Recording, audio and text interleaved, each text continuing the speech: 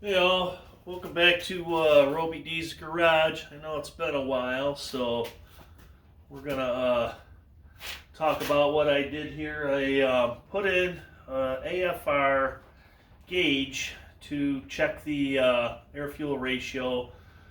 This car's always had a hesitation, and I just can't seem to get. I got a Edelbrock AVS2 650 carb on it. And I've never been able to quite get the engine to run right. It's got a bad bog. I've been doing a few things. I got a kit here for the carb with, it's just a Amazon kit that came with some new springs and needles and jets and stuff, and trying everything. It's running too lean, so I've rejetted it, put some new seats in. I finally decided to break down and get an AFR gauge.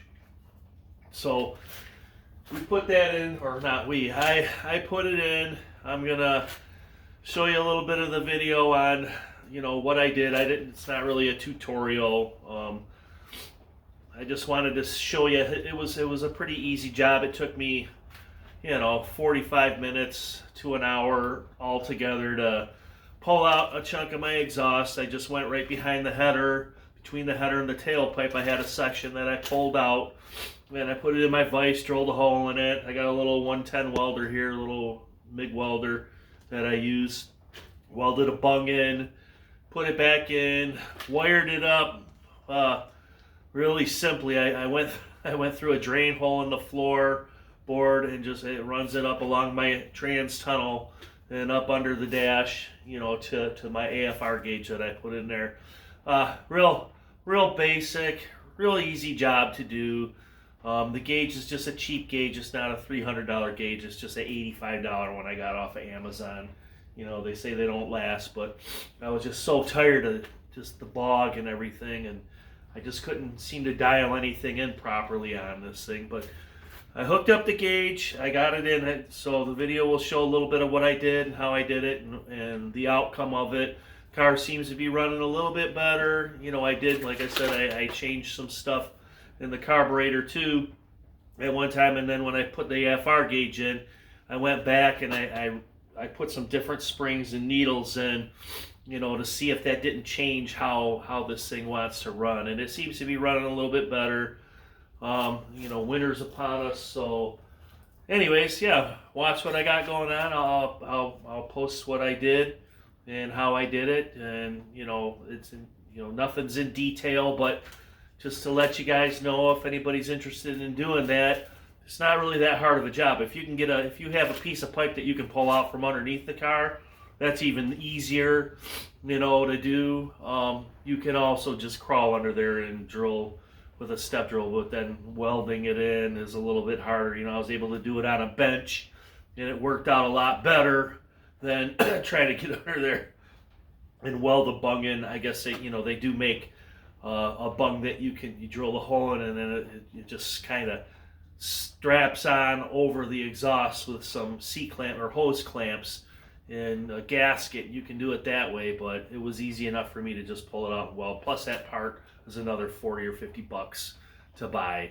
So if you're doing this stuff on the cheap like I like to do, it's easier just to weld it in if you have a little welder in your garage and stuff. So stay tuned, and I'll show you what I did and the outcome of it. Okay, thanks. All right, so we've got some of the tailpipe out. This is where the header is. So I'm going to put the O2 sensor right about there, right downstream of that. So I'm going to get a little step drill here, and we're going to drill a hole for the bung and then weld it into place. So let's see if I can do this one-handed.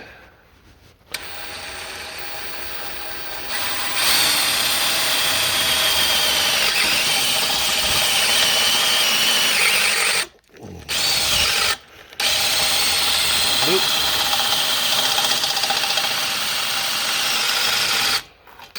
Yeah, looks like I need to change the battery, so I'll change out the battery, drill the hole, and then we'll get back to you.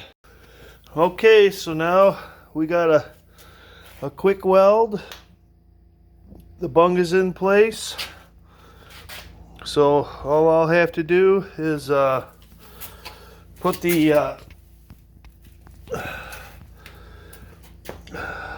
tailpipe back in, attach it back to the exhaust, and we'll go from there. I put the little nut on there.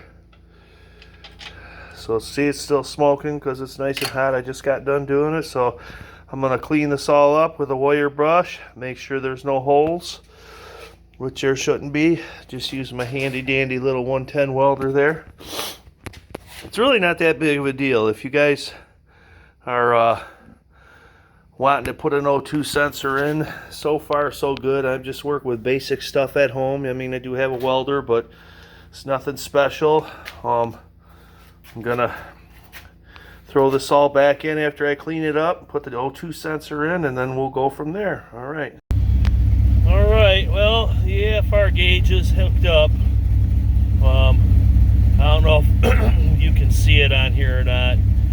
I know that digital stuff doesn't get picked up. It's reading about 14 to 15 to 1 right now. It's bouncing all over, probably because it's just a cheap gauge, but I'm idling about 1,000 RPMs in neutral right now, and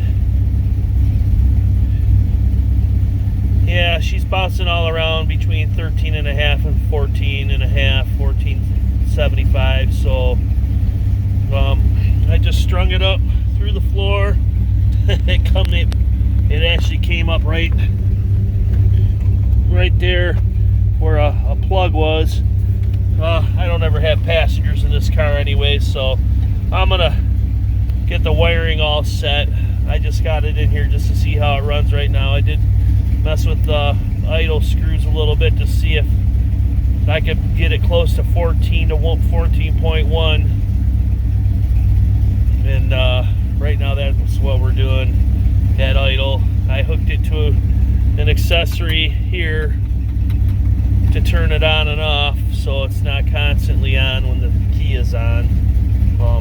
We're gonna go from there. I'm not taking it for a drive today or anything. I got too many cars in the driveway. Just trying to get it a preliminary setup for it. I ended up getting a couple of made a cool purchase today on some more car parts, so I'll show you guys that in a second. I just wanted to show you with it running. I do know that when I put it into gear, she jumps way the hell up. So I think that means it's running real rich. So I'm gonna have to address that and see what that means. Yeah, I did do some, added and some jets and stuff. I put some bigger jets in the carb and stuff like that, so I'm gonna have to check and see what that means. But all right, we'll see what's going on. Well, she seems to be holding 14.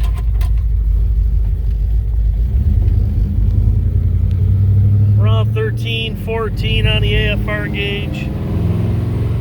All right, so back in the garage, you can see she's anywhere between 13 and 15, but mostly like 1470 on the idle.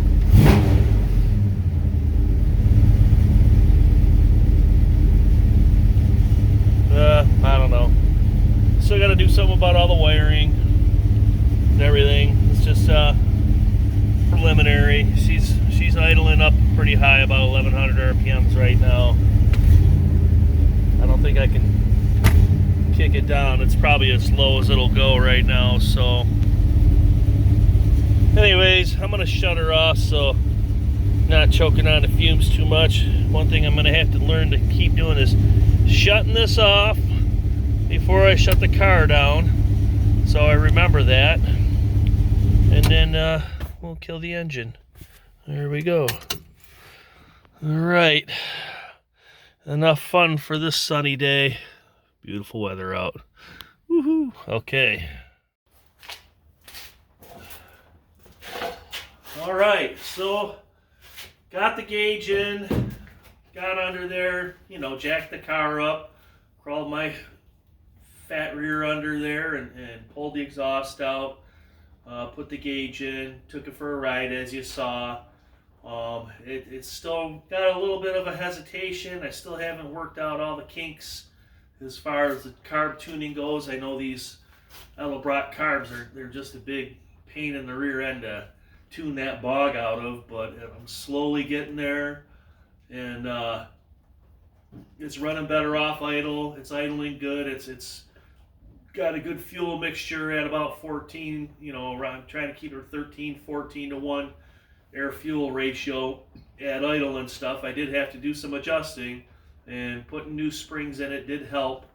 So it's all together now, and it's running. I want to still tie up the wiring. It came with a long piece of wire, you know, to go from the sensor to the gauge, and I got to tie that up and put it under the dash, tuck it out of the way. But you know, that's all stuff for later. The car, I'm the only one that's ever in this car. It's not like I got a passenger that I got to worry about kicking wires around and stuff. Of course, you want to keep things a little cleaner. I'm a slob, but we'll get to it. Lots of other projects this winter. I ended up getting a couple of things that you know, I got a great deal on some parts that I'm gonna kind of swap out. I got a disc brake set up for it and everything, and we're gonna go to that. But thanks for watching. Hopefully, you know, it gives you incentive to go ahead and tackle this job. It's not that hard.